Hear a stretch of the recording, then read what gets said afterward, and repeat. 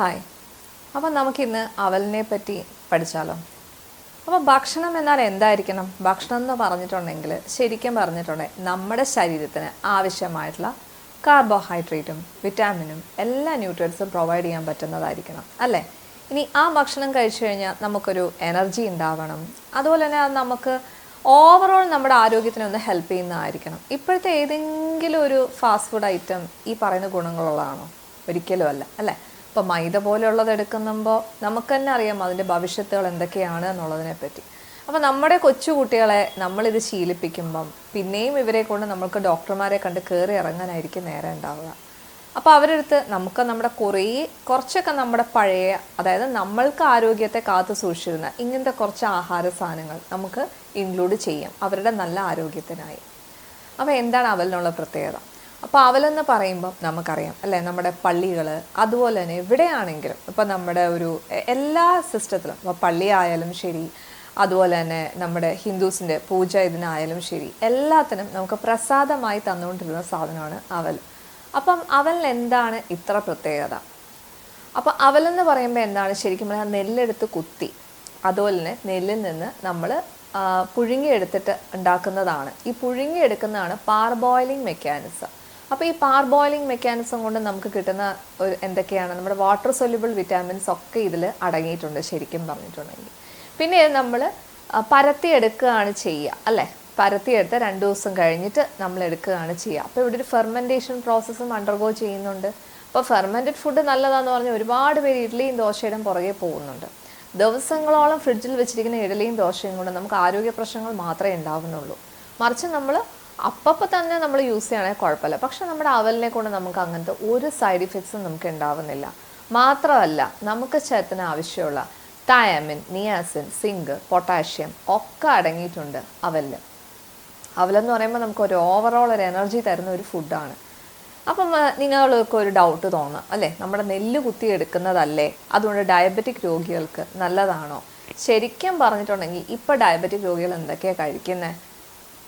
Oats, cornflakes, okay, അപ്പോൾ ഇതുപോലുള്ള സാധനങ്ങളൊക്കെയാണ് കഴിക്കുന്നത്. പക്ഷേ ഇതിനെക്കാട്ടിലൊക്കെ ഗ്ലൈസെമിക് ഇൻഡെക്സ് വളരെ കുറവാണ് അവലിൽ. അതുകൊണ്ട് തന്നെ അവൽ സേഫായിട്ട് കഴിക്കാൻ പറ്റും.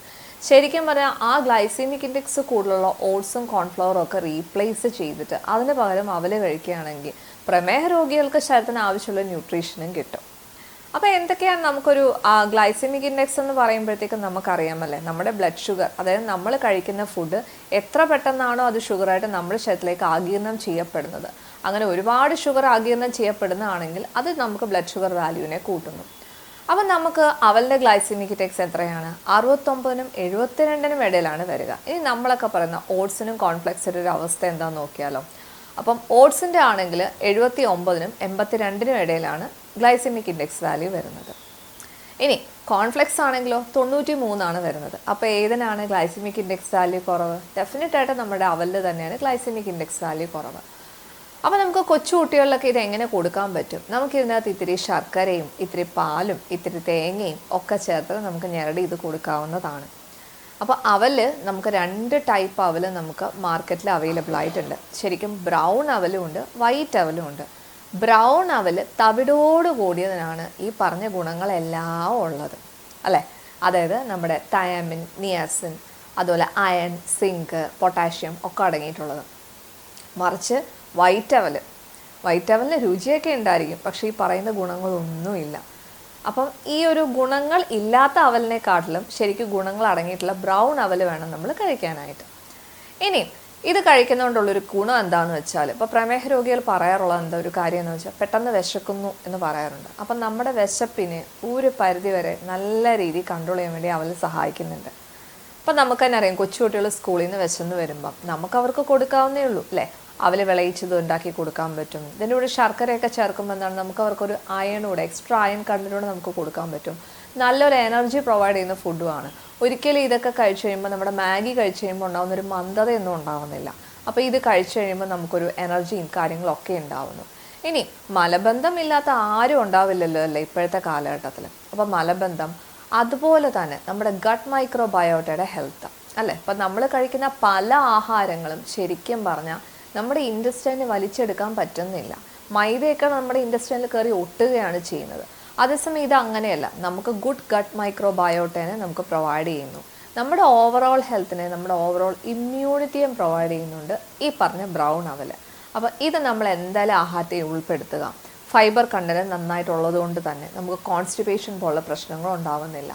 ഇനി നമുക്കറിയാമല്ലേ, പണ്ടത്തെ ആളുകളുടെ മുടി കണ്ടു കഴിയുമ്പം ഇപ്പോൾ ഒരു കുട്ടികൾക്കും ഉണ്ടാവില്ല അങ്ങനത്തെ ഒരു പനങ്കൊല പോലത്തെ മുടിയൊക്കെ അല്ലേ. മുടി മാത്രമല്ല, അവരുടെ സ്കിൻ ടോണ് ഒക്കെ കാണുമ്പോൾ നമ്മളിങ്ങനെ അതിശയത്തോടെ നോക്കി നിൽക്കാറുണ്ട്. അവരൊന്നും ഒരു ബ്യൂട്ടി പാർലറും പോയിട്ടില്ല. അവർ കഴിച്ചിട്ടുള്ള ആഹാരങ്ങൾ എന്തൊക്കെയായിരുന്നു? ഈ അവലൊക്കെ തന്നെയായിരുന്നു. അപ്പോൾ നമ്മുടെ സ്കിൻ ഹെൽത്തിന്, അതുപോലെ തന്നെ നമ്മുടെ ഹെയർ ഹെൽത്തിന്, നമ്മുടെ ഓവറോൾ ഗട്ട് ഹെൽത്തിന് ഒക്കെ നമുക്ക് ഹെൽപ്പ് ചെയ്യുന്ന നല്ല ഒരു ഫുഡാണ് അവൽ. നല്ലൊരു എനർജി ബൂസ്റ്റർ കൂടെയാണ്.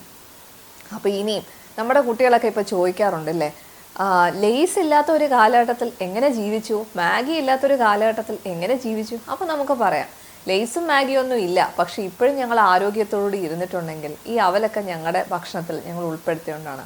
അവർക്കും നമ്മൾ ഇതൊക്കെ ഇൻട്രൊഡ്യൂസ് ചെയ്ത് അവരിലും നമുക്ക് ആരോഗ്യം ഉണ്ടാക്കിയെടുക്കാം. ഓക്കെ, അപ്പോൾ ഞാൻ ഈ പറഞ്ഞതെല്ലാം നിങ്ങൾക്ക് ഹെൽപ്ഫുൾ ആവുമെന്ന് പ്രതീക്ഷിക്കുന്നു.